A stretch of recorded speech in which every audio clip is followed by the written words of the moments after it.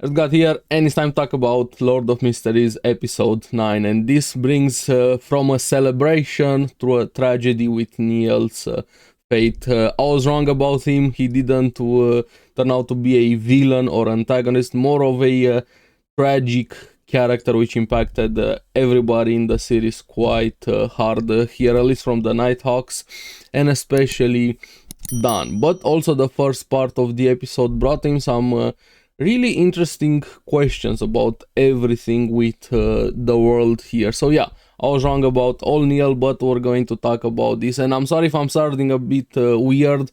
My lip is very swollen. I don't know, maybe I bite my lip when I slept there. But yeah, that's why I sound weird, and maybe it's even visible there. So sorry about that. But let's get into this episode and talk about it. Now, the first part was quite funny, mainly thanks to Dali.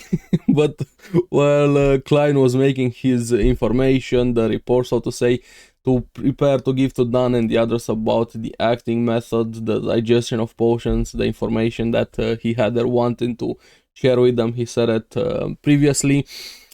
Felt like somebody was coming after him, but then it turned out it's just Dali. She wanted to get to him as soon as possible to tell him to actually do it, because she knows about the acting method and some of the higher ups also know, and she was curious and impressed how he actually managed to do this so fast. It took her longer than him 2 years, and he did it in 2 months, and he's kind of like a rare case doing it this fast here. But the funny part was her teasing him. Feel like we need more character interactions like this quite a lot, and that was the fun part of the episode. After this, it turns sour, to say the least. But the interesting part after they got a bit more serious to me was why are the higher ups hiding the acting method instead of helping others focus on this, and maybe even stopping them losing control the stronger you get with this. So why are they hiding this acting method? And it even gets a bit more serious later on in the episode. But she was there to tell Klein to tell the others before the church people show up, and one of them is actually on his way, so they have to rush and do it right now. He goes, tells them, everybody being shocked he did it so fast, of course, and I feel like it hit Neil a lot more personally. They're filling him with depression a bit and regret, saying it took him so much, and saying that Klein took inspiration from his mystery prior path there, and it hit him not being able to do the same thing, and seeing somebody do something you have been working your entire life doing it so easy. It's gonna have some effects on you. You're not gonna hate that person, of course, but you're probably gonna put some guilt on yourself and feeling that lack of being able to do that, and even lamenting a bit not being able to meet Klein sooner. I'm curious what their relationship would have been if they met sooner there. But before they can talk a bit more, the church guy is there, and was it just me, or does he look a bit similar like Dan? I don't know, the shape of his face, the hair a bit made me think of Dan. I was like, wait, is that Dan twin or something? Maybe just similarities a bit. We don't fully see his face, but he's there to interrogate Klein, and actually ties him to a chair. I feel like a execution chair more than an interrogation chair. We get the reason a bit after. You don't want Klein to kill himself. Okay, where is this interrogation going? But apparently this guy is very, very important. He's the goddess's sword, Reverend Crested Sesamir. I'm sorry if I'm butchering names. You guys know me. I'm very bad with names. He's a deacon. He has the Sleepless Pathway, Sequence 5, Spirit Warlock, and is part of the Red Glove squad. And apparently his strength is equal to a Sequence 4 Demigod. Like, damn, okay, like this is one of the higher ups, like big boys in the world here. If he has this much reputation and power, because considering his station in the organization. He has a lot of political power and influence, but also actual powers, being this high in sequence and even being compared to a demigod. And that Red Glove Squad, I don't know, made me think of the Red Hand from Peaky Blinders, the Irish War, and things like that. And I highly recommend listen to the Red Hand song. Really good song, by the way. But yeah, we finally have one of the big shots in the series here, and kind of tortures a bit Klein. I'm not gonna lie, he went a bit ham with that and made me even more curious. Why are they trying to hide the acting method so much? Questioning him if he's been influenced by an evil god, or if he has any secrets. He passes, but I was also curious, how did he pass? Because I don't think he revealed the gray fog there, so maybe the gray fog protected him from not having to reveal, hey, I also have this power besides the seer pathway there, and I'm also not the original Klein, so he has quite a lot of secrets, to say the least. Azik also, like, everything that has been leading up so far, I was really curious, how the fuck did Klein pass that interrogation there? So something to keep in mind here. Maybe the Sesamir guy knows more than he's leading on and he's letting Klein pass for whatever reason. I don't know, but that was interesting. How do you pass that interrogation, considering how many secrets Klein has at this point here? And he even allows him to progress to sequence 8, the clown. And then after that makes them swear on the sword there, probably in an artifact, to have an oath not to reveal the acting method to anybody else. Makes all of them swear that were present here. I like how Klein was just honest at first, telling, hey, I just wanted to share with my comrades, showing he actually cares about them here. And it's time for the clown potion, and Klein makes it, he drinks it, he takes the power in, he still hears the whispers, the voices, Hornasis, Phlegrea there, so we still have a lot of things with this seer pathway, and even being seen as an evil pathway, and even the warning from Sesamir telling him to be careful about whispers from evil god. And it also ties a bit in with Neil, how he ended up in this situation. And is the seer pathway actually evil there? I don't know, but we're going to have to see when we get deeper into the series and into the world. Now I'm really curious why they're trying to hide this method quite a lot, but who knows. Now after this we see a bit of the effects of the potion. Klein is definitely stronger, faster, like how he helps that secretary girl there, and he's even able to have some sort of precognition a bit, to see some small future movements when Neil was fixing his tie there. He doesn't have the air bullets, but he's able to throw paper very fast and strong, and he's probably gonna turn into a Gambit type from X-Men. If you guys know, the series kind of throwing cards really fast and strong, even saying he's gonna use those status cards.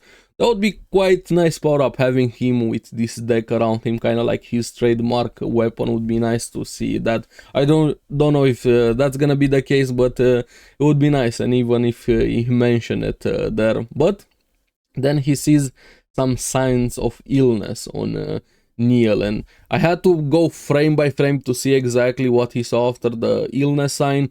There was a woman there in the background, and having everything in context now makes me think that's Celeste, the woman Neil cared about a lot here. But he felt a bit odd throughout the episode, Neil, and even last episode you saw what happened with Havre and everybody else.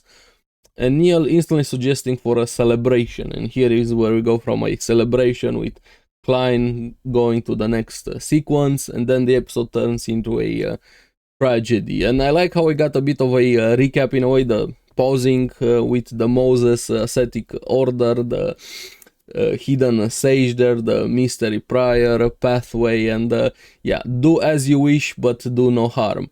Interesting, made me think of the Hippocratic Oath with doctors, just do no harm, but something else added on top of it. Do as you wish, but don't harm. It's an interesting way to have that oath there, or philosophical thing for the potion mystery prior here. But then when it's time to gather up for the celebration, they go to Neil's house, but something is fully feeling off, and Dan quickly figures out something bad happened with Neil, sends Leonard after an interesting artifact, which we're gonna get to that. Neil was definitely acting weird, refusing to go with them, just telling, hey, come tomorrow, I'm feeling bad, but in that sort of pushy way, not just being casual, hey, I'm sick, I'm not feeling well today, just wanted them gone from there as fast as possible. But Dan is able to connect with him a bit, slowly convincing him to let them in. They have a much bigger connection between them being comrades for so long, and he's just wanting to check on him if he's fine. Yeah, Neil is not fine. Far from it, and he reveals he was trying to resurrect Celeste. I was thinking along something those lines, but I was thinking more evil of doing it way, but he went more of the self-sacrificing way with Neil. I thought he was doing something along those lines, connection with his wife, or maybe power, but he just wanted to resurrect her, even if he was sacrificing himself here. He found a method, but this method, apparently alchemical life, making a body that never ages, made me think of homunculi. In alchemy, they're always present there, artificial bodies. They didn't say that name, but that's what it made me think of. Apparently, somebody kept whispering it to him, the hidden sage. So he got corrupted by this evil god, deity, or whatever this hidden sage, the personification of knowledge, is there. So with the mystery prior pathway, Moses ascetic order connecting back to that, and he has been trying to do this for a long time, and also kind of ties back in with what Sesamir said, not listening to whispers from somebody evil in a specific pathway, in this case turning out Neil. Listen, now I don't know, I'm leaning to say it's probably not through this method. I don't think it would have worked. I'm not fully sure if resurrection is possible in this world, but I wouldn't be surprised if it is, considering how much power we have in this series. We're barely scratching the surface. At least we know gods are present, beings over gods, depending how high you go into sequences, demigods, secret organizations, rituals, sacrifices, pretty much everything you have here. Azik being the undead guy, kind of like a Lich King in a way, so resurrection is probably possible. I don't know if this method would have worked for him to make this artificial body and summon her soul in guiding it to that body, how Neil put it. I don't know, I'm leaning more into this hidden sage, probably just wanting to corrupt him, showing how knowledge is also very able to corrupt people. That's why I suggest the last episode also watch Orb, the series, an amazing series. But Neil is definitely a tragic character, unfortunately there. And yeah, he's lost control. He's a blob monster now, tentacle, weird, tart things, I don't know what to call, into what he transformed there, and Dan wasn't even able to draw him into a nightmare. But this is where Leonard comes in with the artifact here, and it's quite an interesting artifact. I don't think we've been introduced to it before, but I have a feeling this is probably a worse fate than death, honestly. Peaceful hair strands. Lose all desire, emotions until the end of life. So you kind of become a husk. Like you have no motivation, anything to go on. How you probably don't even want to live anymore. Like you don't even want food or something sweet, let alone the bigger motivations in life, love and things like that. Something you've been chasing, your passions, your hobby. This is fucked up, having to touch that without protection. I think Dan had protection when he touched it there. For like, how are you touching it if you don't have anything to cover yourself from that? But they specified without protection, so there's probably some protection against it. But it's a fucked up thing to have this, and it made me think a bit of Wheel of Time. If you, I'm reading the books there with Wheel of Time gentling, and I'm not gonna go into that. It's spoilers. They're kind of how affected the power system and everything, a big plot point, but fucked up way. It's worse than death, an artifact like this, honestly. And yes, they use it on Neil to calm him down a bit. He lost control, not just of his body, of his mind, also his desires and everything. Made him lose control there of his Beyonder power, showing the emphasis. It's very, very bad when a Beyonder loses powers, regardless if they're good, bad, or in between. Here, probably got more than corrupted by this hidden sage. Unfortunately, Dan has to put him down, even while Neil begged, just let me leave away, go away somewhere in the mountains, do my ritual, see if this is gonna work. And Neil actually saw himself in a reflection as a monster. But I agree with what Dan said. Had to be put down there. As much as you care about him, he's not the friend, the comrade, that the brother in arms that you had. How can you trust somebody that basically became a monster, regardless if their motivation was tragic and if it's possible? But it's insane having to lose somebody like that from Dan's perspective. And I kind of got a bit more emotional with Dan than with Neil, honestly. I don't know, I feel like maybe if we had more character interactions, more slow down a bit to get attached to the characters, I would have gotten more emotion at seeing Neil lose his life. Of course, it's still very tragic. I felt for the guy, like I said, with this, but he also put himself into that position. The grief got the better of him. It's easy to judge from an outside perspective, but I'm sure if somebody was in his position there and having access to those powers and knowing about them, most of us, or probably a lot of us, would have gone down that same pathway for somebody that you care about. But also on the other side, being in Dan's position, having to put down one of your best friends and comrades in arms, sucks to say the least. And he was also a mentor figure for Klein. We see hitting Klein quite hard there, and pretty much he helped everybody in the Nighthawks Association, and he was kind of using those that history there. Hey, remember when I did X and Y and Z for you? Just let me live here. But yeah, tragic character here, and we even see when Dan puts him down, Klein gets a glimpse a bit of the alchemical life recipe, and kind of have a feeling that Neil sacrificed more of himself for this recipe than wanting to do harm to others. Do as you wish, but do no harm to others there, and showing the regret not meeting Klein sooner. Maybe he could have advanced further into this pathway. But yeah, what ifs, and hindsight is always 2020. Unfortunately, he lost his life for something that he loved, and something that got corrupted by this hidden sage here whispering into him.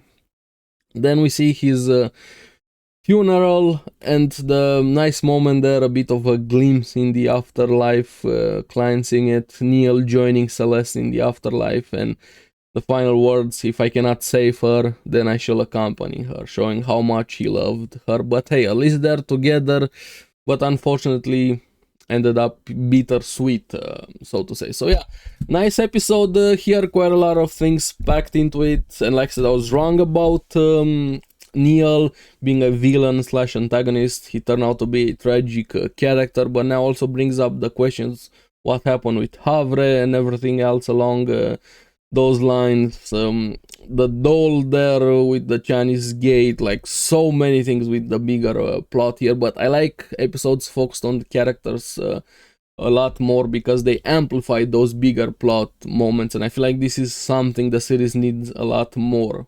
Slowing down a bit and focusing on the characters, getting us attached to them here. And also, why are they hiding this acting method so much that you even have to swear an oath on it at the cost of your life, even on the goddess there? And finally got to meet one of the higher ups, one of the big boys, Deacon Sesamir.